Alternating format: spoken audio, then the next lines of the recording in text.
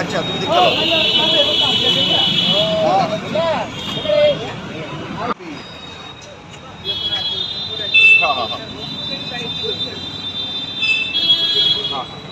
আমাদের মানে শুরু হয়েছে। তো এই সময়ে ম্যালেরিয়ার প্রাদুর্ভাব দেখা যেতে পারে।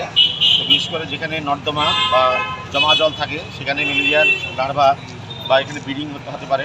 সেজন্য আমরা লার্ভা ভোরাস ফিশ, যেটার নাম গাবুচিয়া, সেটা প্রত্যেক বছরই আমরা বিভিন্ন যেখানে নর্দমা থাকে সেখানে ছাড়ি। এই ফিশগুলো এই মশার ডিমগুলো খায়। তো সেই কারণে যাতে ম্যালেরিয়া প্রিভেন্ট করা যায়, ম্যালেরিয়ার প্রাদুর্ভাব না হয়, সেই কারণে এটা একটা প্রিভেন্টিভ মেজার্স।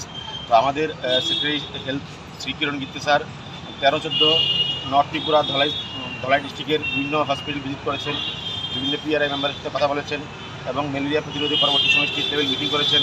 এবং আজকে সমস্ত ডিএমএন কালেক্টর এবং বিডিওদের সাথে স্যার বিসি করবেন, বিসি করে বিভিন্ন প্রিভেন্টিভ স্টেপ নেওয়া, যাতে করে রাজ্যে ম্যালেরিয়ার কোনো প্রাদুর্ভাব না দেখা দেয় এবং মানুষ যাতে সুরক্ষিত থাকে, তার জন্য এই পদক্ষেপ।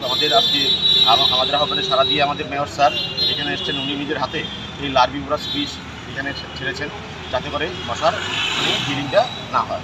ডেঙ্গু রোগের কি স্ট্যাটাস রয়েছে বর্তমানে? ডেঙ্গু রোগের বর্তমানে আমাদের এখানে ডেঙ্গু রোগের সেই এরকম কোনো প্রাদুর্ভাব নেই। কিছুদিন আগে হয়েছিল, সেটাকে প্রিভেন্ট করা গেছে, তো সেটাও কন্ট্রোলে আছে। ম্যালেরিয়ার ক্ষেত্রে প্রায় 1000 খানেকের উপরে আমাদের ডিটেক্ট হয়েছে এবং তারা সবাই ট্রিটমেন্ট হয়েছে, কিউর হয়েছে। কোনো ধরনের কোনো খারাপ ধরনের কোনো খবর নেই এখন। এরকম কার্যক্রম কতদিন থাকবে? এরকম কার্যক্রম আমাদের প্রায় সপ্তাহখানেক ধরে চলবে পুরো মিউনিসিপ্যাল কর্পোরেশন এরিয়াতে। এছাড়া স্প্রে হবে। তাছাড়া বিভিন্ন জায়গাতে আমরা উইকলি অভিযান চালাচ্ছি। বিভিন্ন রাবার বাগান, গ্রামাঞ্চলগুলিতে রাবার বাগান যেখানে আছে, সেখান থেকে ল্যাটেস্ট সংগ্রহের যে পটগুলি থাকে সেগুলিতে জল জমা থাকে এবং সেগুলিতে মশার একটা আদর্শ স্থান থাকে মশার ব্রিডিংয়ে। তো সেগুলোর জন্য পঞ্চায়েতকে সঙ্গে নিয়ে এই অভিযান চালানো হচ্ছে। সেজন্য আজকে বিডিওদের সাথে এবং ডিএম স্যারদের সাথে